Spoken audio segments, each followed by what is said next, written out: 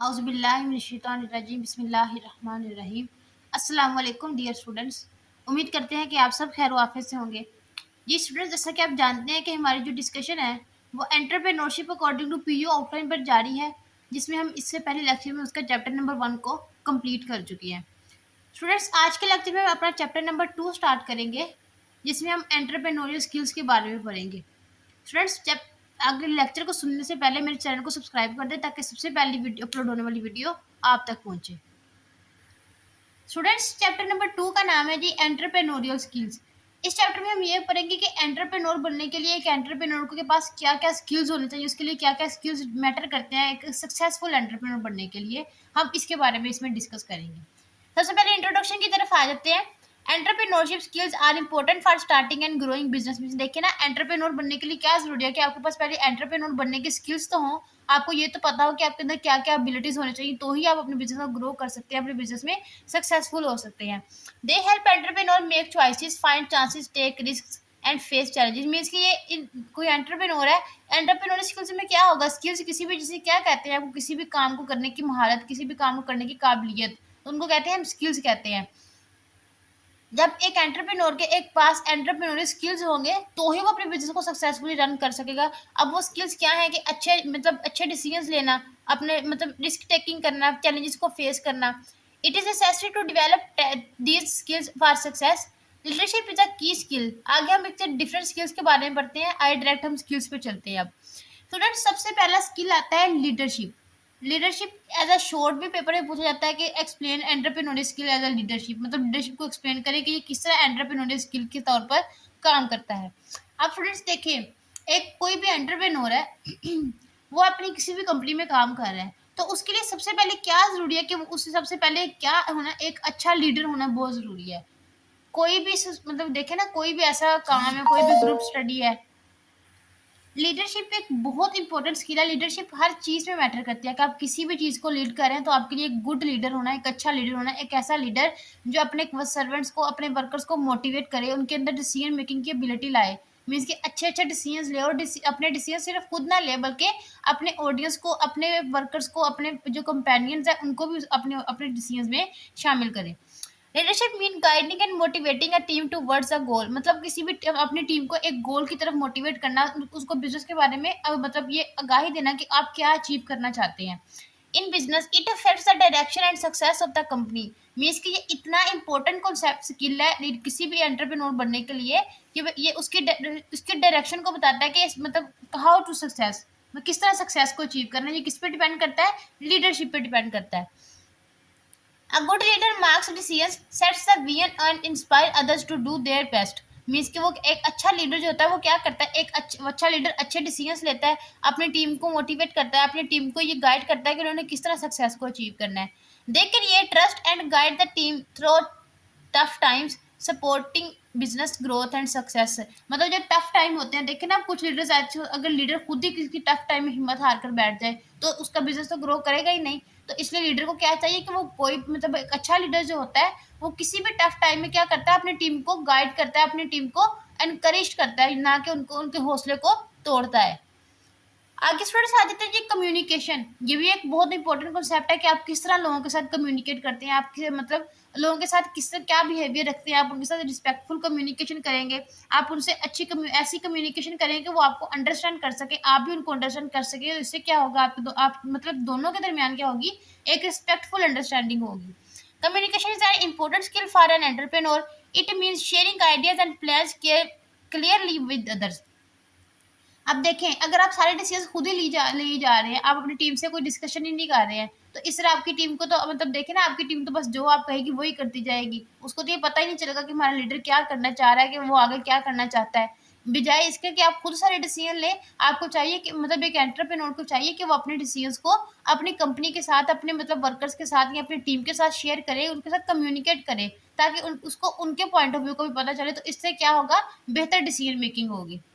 Next students आता है जी problem solving. अब प्रॉब्लम सॉल्विंग का क्या मतलब है कि एक एंटरप्रेन्योर में प्रॉब्लम सॉल्विंग की एबिलिटी होनी चाहिए। कोई भी अगर उसके बिजनेस में प्रॉब्लम्स आ रही हैं, डाउनफॉल्स आ रहे हैं किसी भी चीज़ की वजह से, तो उसे क्या करना चाहिए, उन प्रॉब्लम्स को सबसे पहले तो आइडेंटिफाई करना चाहिए कि प्रॉब्लम आ कहाँ रही है, उसके बाद उन प्रॉब्लम्स को सॉल्व करना चाहिए, ना कि आप प्रॉब्लम्स को देखकर अपने बिजनेस को ही छोड़ दें कि नहीं अब मुझे तो इस बिजनेस में बहुत प्रॉब्लम्स फेस करना पड़ रही हैं, मैं इस बिजनेस को ही छोड़ देता हूँ। इस तरह नहीं, आपने प्रॉब्लम्स को सॉल्व करने की कोशिश करनी है। अब आगे उन्होंने एग्जाम्पल दी हुई है, Steve jobs turned failure into success after being fired from Apple. मतलब देखें, ये एक इकोनॉमिस्ट था, इन्होंने मतलब ये इन्होंने पहले एप्पल से फायर कर दिया, मीन्स की एप्पल कंपनी है ना आईफोन्स की, उन्होंने वहां से किया फायर। फिर उन्होंने क्या किया, उन्होंने अपनी एक नेक्स्ट एंड पिक्सल, मीन्स की दोनों कंप्यूटर्स की कंपनियां, मतलब कंप्यूटर्स बनाती हैं, मैकबुक वगैरह इस तरह की कंपनीज हैं। जब इन्होंने जब जब देखे स्टीव जॉब्स ने इन दोनों में सक्सेस मतलब उन्होंने अचीव की, स्टीव जॉब्स ने, तो क्या हुआ, मीन्स फिर एप्पल की कंपनी ने उनको दोबारा हायर किया, मीन्स कि उन्होंने एप्पल की जो कंपनी थी उसने इनकी कंपनीज को खरीदा।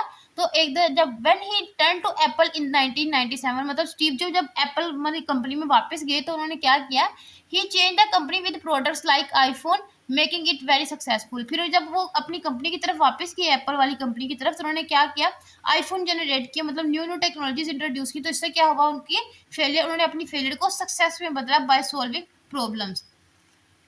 Students, financial literacy. अब फाइनेंशियल लिटरेसी क्या होता है, फाइनेंशियल लिटरेसी ये होता है कि आपने अपने बजट को किस तरह मैनेज करना है, किस तरह आपने रिस्क टेकिंग करनी है। आपने इस तरह की रिस्क टेकिंग नहीं करनी कि आप एक दफ़ा फेलियर, आपके आपके बिजनेस में फेलियर आ गया तो फिर वो फेलियर ही रहे, आप उसको सक्सेस में बदल ही ना सके।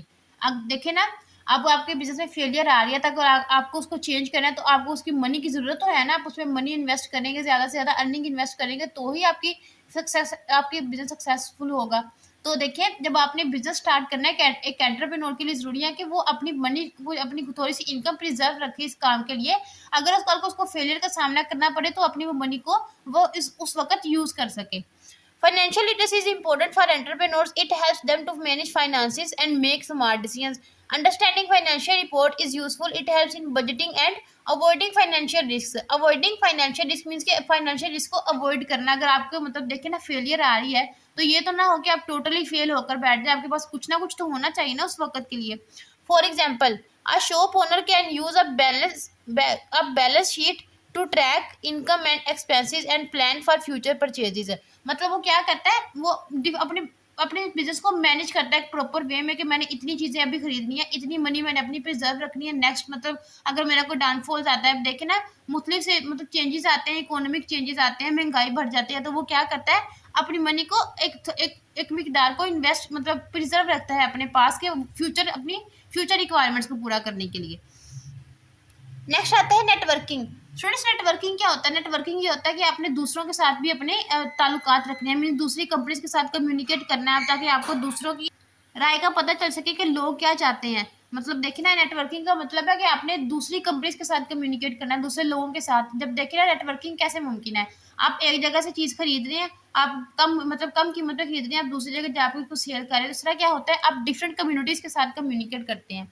Networking is important for entrepreneur. It helps build professional relationships and open new opportunities। मतलब इससे क्या होता है, न्यू अपॉर्चुनिटीज कैसे मिलती हैं, आप देखें ना, आप डिफरेंट लोग कम्युनिटीज के साथ कम्युनिकेट करेंगे, कंपनीज के साथ कम्युनिकेट करेंगे, आपको डिफरेंट चीज मतलब डिफरेंट आइडियाज मिलेंगे, आपको लोगों की राय का पता चलेगा कि लोग क्या डिमांड कर रहे हैं, कंपनीज में क्या डिमांड की जा रही है, आप उसी के मुताबिक अपने प्रोडक्ट्स को लॉन्च करेंगे। It allows them to exchange ideas, gain advice and access resources like funding. मतलब एक्सेस रिसोर्सेज आइडियाज, मतलब देखे ना, आप कम्युनिकेट करेंगे तो आपको दूसरों के आइडियाज का पता चलेगा कि कोई मतलब मेरे कस्टमर्स क्या चाहते हैं, या फिर दूसरी कंपनीज की क्या डिमांड है, फिर उसी के मुताबिक अपनी सर्विसेज और प्रोडक्ट्स को लॉन्च करते हैं। फ्रेंड्स, नेक्स्ट स्टेप आता है हमारा, अब एक ये भी कॉन्सेप्ट आ रहा है, a network build trust credibility and support business success. अब ट्रस्ट कैसे, देखें ना, आप लोगों के साथ कम्युनिकेट करेंगे, लोग अपनी आपके प्रोडक्ट की तरफ अट्रैक्ट होंगे, तो इससे क्या होगा, लोगों का आपकी प्रोडक्ट पर ट्रस्ट भरेगा। आगे आता है जी टाइम मैनेजमेंट। ये शॉर्ट के लिए बहुत इंपॉर्टेंट, ये भी शॉर्ट के लिए इंपॉर्टेंट है और ये भी फाइनेंशियल लिटरेसी, ये दोनों शॉर्ट के लिए बहुत इंपॉर्टेंट है। अक्सर पेपर में आ जाते हैं कि एक्सप्लेन करें time management as entrepreneurial skill, मतलब क्यों जरूरी है एंटरप्रेन्योर के लिए टाइम मैनेजमेंट। अब देखिए, टाइम मैनेजमेंट भी एक बहुत इंपॉर्टेंट स्किल है। Time management is important for entrepreneur. It helps them to stay organised, focused and productive. Time management का क्या मतलब है कि अपने अपने टाइम को मैनेज करें, अपने बिजनेस के हिसाब से अपने बिजनेस को एक टाइम दें, प्रॉपर टाइम, मीन्स आप उसको एनालाइज करें कि आपको कहाँ पे प्रॉफिट आ रहा है, आपको कहाँ पे लॉस आ रहा है, उसको आप एनालाइज करेंगे कस्टमर्स की क्या डिमांड है, हर चीज़ को मैनेज करके। टाइम मैनेजमेंट मीन्स हर चीज़ को मैनेज करके चलना होता है इस पे। Next, good time management improves business efficiency and success. अब देखें टाइम मैनेजमेंट तो हर चीज़ में इंपॉर्टेंट है, सिर्फ बिजनेस में नहीं, हर चीज़ में। आपकी स्टडी है, आप कोई और काम कर रहे हैं, कोई और बिजनेस कर रहे हैं, तो हर चीज़ में क्या है, time management is a very important skill. आपको टाइम मैनेज करना आना चाहिए। हर चीज़ किस पे डिपेंड करती है, टाइम मैनेजमेंट पे डिपेंड करती है। अब आप स्टूडेंट हैं, आपकी स्टडी मतलब देखें ना, आपने आप बहुत से काम करते हैं एज स्टूडेंट्स भी, तो आप क्या करते हैं, अगर टाइम को मैनेज करके चलते हैं, हर चीज़ के लिए एक टाइम पे रिजर्व करते हैं, तो क्या होता है आपकी लाइफ में, आप सक्सेस को अचीव करते हैं। नेक्स्ट आता है स्टूडेंट्स अडेप्टेबिलिटी। अडेप्टेबिलिटी हमने पिछले लेक्चर में भी डिस्कस किया था, पिछले चैप्टर में। अडेप्टेबिलिटी का क्या मतलब होता है कि अपने आप को सिचुएशन के मुताबिक ढालना। अगर तो आपको डाउनफॉल्स आ रहे हैं, तो आप उसके मुताबिक अपने आप में चेंजेस लाएं, अपनी प्रोडक्ट्स को ज़्यादा मतलब अट्रैक्ट करवाएं, किसी तरह से कस्टमर्स को ज़्यादा अट्रैक्ट करें अपनी तरफ। Adaptability is a skill of entrepreneurs. It means adjusting strategies to fit market changes और feedback। मतलब जिस तरह अगर कस्टमर्स की डिमांड चेंज हो रही है, तो आपको चाहिए कि आप उसको भी अपने आप को उसी अपने बिजनेस को उसी के मुताबिक चेंज करें। अगर कस्टमर कम डिमांड कर रहे हैं, तो आप अपनी प्रोडक्ट न्यू इंट्रोड्यूस करवा दें, कोई और प्रोडक्ट इंट्रोड्यूस करवा दें जो ज़्यादा पॉपुलर है। अगर एक प्रोडक्ट ज़्यादा है मतलब डिमांड की जा रही है, तो आप उसको इंक्रीज कर दें according to demand. It helps keep the business relevant and support long term growth. इससे क्या होगा, आपका बिजनेस एक लंबे अरसे तक चलेगा। आप देखें ना, एक चीज़ है, उसकी डिमांड ही नहीं की जा रही और आप वो फर्दर वही प्रोड्यूस करी जा रहे हैं, तो इससे तो आपका बिजनेस कभी भी सक्सेसफुल नहीं होगा। एग्जाम्पल देखते हैं, Elon Musk is a great example of adaptability. Tesla faced many challenges. अब टेस्ला एक कंपनी थी, मीन्स का ये रॉकेट्स वगैरह की, मतलब नहीं रॉकेट्स नहीं, कार्स वगैरह, कार बनाती है ये कंपनी। तो उन्होंने मतलब काफ़ी चैलेंजेस फेस किए, but Musk adjusted strategies and kept innovating. मतलब इनोवेटिंग क्या किया उन्होंने, न्यू टेक्नोलॉजीज इंट्रोड्यूस करवाई। अब देख रहे हैं टेस्ला में काफ़ी उनको प्रॉब्लम्स फेस करनी पड़ रही, तो उन्होंने क्या किया, एक न्यू प्रोडक्ट लॉन्च करवाई। This turned past failures into success for leading electric vehicles. फिर उन्होंने क्या किया, इसकी शॉर्ट फॉर्म अक्सर पेपर में भी आ जाती होती है, इसकी शॉर्ट फॉर्म है ईवी। इलेक्ट्रिक व्हीकल्स को उन्होंने इंट्रोड्यूस करवाया, तो इससे क्या हुआ, उनकी फेलियर जो है सक्सेस में चेंज हुई अकॉर्डिंग टू कौन से स्किल से, अडेप्टेबिलिटी के स्किल से। ये भी पेपर में पूछा जा चुका है, ये भी इंपॉर्टेंट शॉर्ट है। नेक्स्ट वर्ड आता है जी सेल्स स्किल्स। सेल्स स्किल्स भी वेरी वेरी वेरी इंपॉर्टेंट है। सेल्स स्किल्स का क्या मतलब है कि आपने अपनी प्रोडक्ट को कहाँ पे मतलब बेचना कहाँ है। सेल्स स्किल्स क्या होता है, सेल्स के आप सेल से अंदाजा लगाएं कि आपने कहाँ सेल करनी है अपनी प्रोडक्ट्स। अब देखें ना, एक जगह है, आप मतलब वहाँ उस चीज़ की डिमांड ही नहीं की जा रही, आप वहाँ जाकर अपनी प्रोडक्ट सेल कर रहे हैं, इससे तो बिजनेस कभी भी सक्सेसफुल नहीं होगा। अब देखें ना, जिस चीज़ की जहाँ ज़्यादा डिमांड है उसको वहीं पे सेल करेंगे, तो आपको उससे प्रॉफिट हासिल होगा। Sales skills is important for entrepreneurs. They help convince customers to buy products or services. Good sales skills include understanding customer needs. आप देखें ना, गुड सेल्स स्किल्स मतलब आपको अच्छे सेल्स स्किल आने चाहिए। आपको अब वो अच्छे सेल्स स्किल्स किस तरह आने चाहिए, आप अपने प्रोडक्ट की क्वालिटीज़ बताएं, अपने प्रोडक्ट को लॉन्च करें, या फिर इश्तिहारात दें अपने प्रोडक्ट की मशहूरी के लिए। मतलब वो देखिए ना, चैनल्स पे इश्तिहारात चलते हैं, ये प्रोडक्ट की ये क्वालिटी है, इसकी ये क्वालिटीज़ है। आपको सेल्स स्किल्स में ये इंक्लूड है कि आप उसकी क्वालिटीज़ को बताएं और उसकी सेल्स को अच्छे तरीके से आप मतलब मैनेज करें, ताकि आपके प्रोडक्ट को ज़्यादा से ज़्यादा खरीदा जा सके।